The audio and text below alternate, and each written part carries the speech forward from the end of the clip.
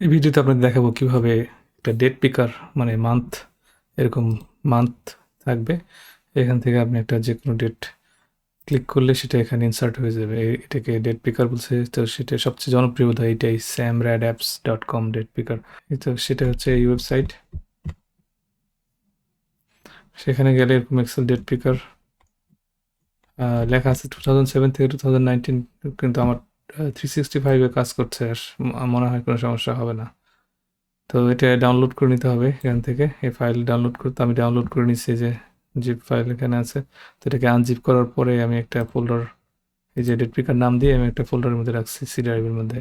তো সেটা এখানে ডাউনলোড করার পরে আপনাকে এক্সেলে যে এখানে ফাইল থেকে এই অপশনে যাবেন।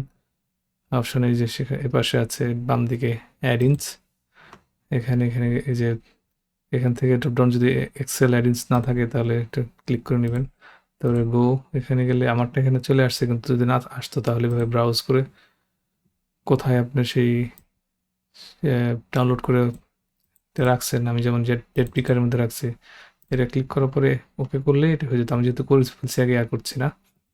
তো এটা এভাবে আসার পরে প্রথমে আমার দেখা গেছিলো যদি ওগুলো চেক করা ছিল তবু এখানে দেখা যাচ্ছিল না, বা রাইট মাউস ক্লিক করলে যে এখন যেটা পাওয়া যাচ্ছে সেটা পাওয়া যাচ্ছিল না। তো সেটা প্রথমে আপনি এটাকে আনচেক করে পরে আবার রিচেক করলেই দেখা যাবে। তবে আরেকটা ব্যাপার, যদি আপনি এভাবেই রেখে দেন, তারপর এই ফাইল মনে করেন কাজ করে সব কিছু ঠিক আছে, সব এভাবে কাজ করছে, ডেট ডেট মানে ইনসার্ট করা যাচ্ছে, কোনো সমস্যা হচ্ছে না। তারপরে যদি ক্লোজ করে আবার খুলে দেখেন, দেখুন দেখা যাবে যে এটা নাই।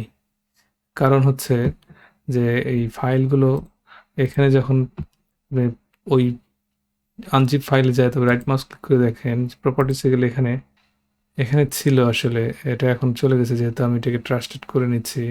মানে এখানে একটা চেক বক্স থাকে যেটাকে চেক করতে হয় যে ট্রাস্ট, আর কি ট্রাস্ট করে নিতে হবে। এটা আনচেক থাকে, তার মানে হচ্ছে এটাকে ট্রাস্ট করা যাবে না, অন্য অন্য জায়গা থেকে ইনস্টল করা হয়েছে এই জন্য।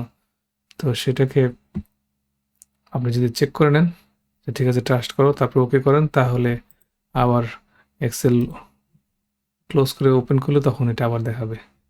তো এই ডেট পিকারের সুবিধা হচ্ছে যদি আপনি এইভাবে মানে এখান থেকে অপশন আছে, আপনি যদি বলেন শো ইনগ্রিডিয়েন্ট চান না, অফ করে দিলে আর দেখাবে না যে আর নাই। তারপরে এখানে তবু রাইট মাউস ক্লিকের মধ্যে কিন্তু আছে, এখন আপনি ক্লিক করলে চলে আসবে। তারপরে আমি এটা ব্যাক করছি, সহজ। এটা কিন্তু সব সব সেলে দেখাবে না, যেমন এখানে যে টেক্সট আছে এখানে কিন্তু দেখাচ্ছে না, এখানে নাম্বার আছে এখানে দেখাচ্ছে না। এখানে আমি যেহেতু আগে থেকে এগুলোকে ডেট করে রাখছি শুধু সেজন্য এখানে দেখাচ্ছে। তারপর এটা ক্লিক করে যাই যে এখানে নিচে যদি আপনি টাইমটাও চান, আজকের ডেট এবং টাইম, এখানে লেখা আছে insert today's date hint, right click to insert date and time. তো এটা রাইট ক্লিক করলে এই যে এখানে টাইমটাও দেখাচ্ছে, যেহেতু এখানে এটার আমার ফরম্যাটে এরকম নাই তাই দেখাচ্ছে। তো আমি এটাকে Ctrl+1 দিয়ে ফরম্যাটে যাচ্ছি, ডেটে এইভাবে ডেট দেখাচ্ছে, কিন্তু আমি যদি বললাম যে টাইমটা দেখতে চাই এইভাবে, তাহলে কিন্তু যে ডেট এবং টাইম ইউএস ফরম্যাটের ডেটটা টাইমটা এভাবে দেখাচ্ছে। এইগুলোতে যদি একই ফরম্যাট নেই, এখান থেকে ফরম্যাট প্রিন্টার থেকে কপি করে যদি এই দুটাতে করে ফেলি, তাহলে দেখা এদের টাইম কিন্তু আমরা ওই সময় এই 12 AM মানে রাত 12টার সময় দেখাচ্ছে। এটা হলো এটা। আর রাইট মাউস ক্লিক তো দেখালাম, রাইট মাউস ক্লিক করে এখান থেকে ক্লিক করে আবার নিয়ে আসা যায়। তারপর আপনার যদি মনে করেন অন্য ইয়ারে লাগবে, তাহলে ইয়ারে ক্লিক করলে সেই যে 2015 থেকে 2026 পর্যন্ত দেখাচ্ছে, কিন্তু আপনি পিছন দিকে চাইলে এরকম ক্লিক করতে থাকবেন, আর সামনের দিকে আগাতে চাইলে এভাবে আগাতে থাকবেন। আর মান্থ এখানে ক্লিক করে 12 মাসের যে মাসটা সিলেক্ট করে নিতে পারেন, ইনসার্ট হয়ে যাবে।